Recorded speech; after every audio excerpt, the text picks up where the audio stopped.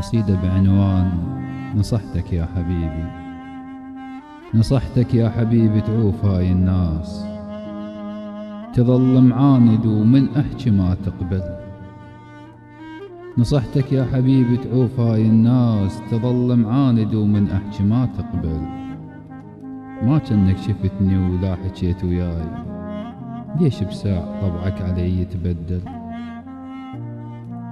انت تحبني لو تسمح حكي الشمات، صرت من احكي كلمة تعوفني وتزعل.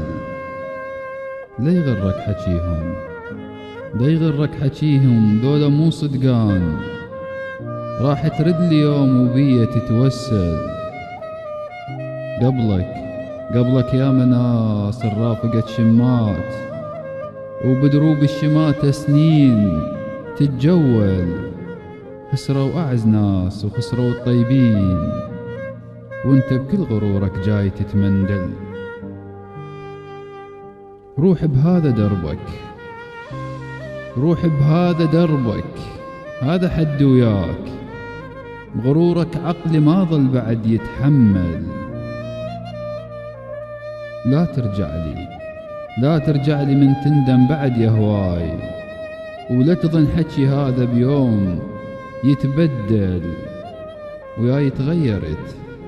وياي تغيرت حكيك مخربط صار، وغير صرت محبوب ومعدل. أنا سنين الصبر خلصن بعد وياك. مشكلتك كبيرة وما بعد تنحل. تحياتي القصيدة لأخوكم الشاعر عادل الياسري.